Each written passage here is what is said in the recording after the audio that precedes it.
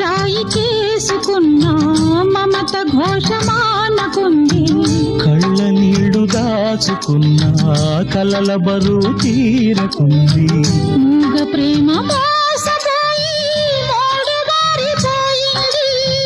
పాడుకున్న పాట మరిచి గొంతు పూడిపోయింది, శృతి తప్పింది. ఏమవుతుంది తన ప్రాణం విడిచి దేహం వెళుతోంది.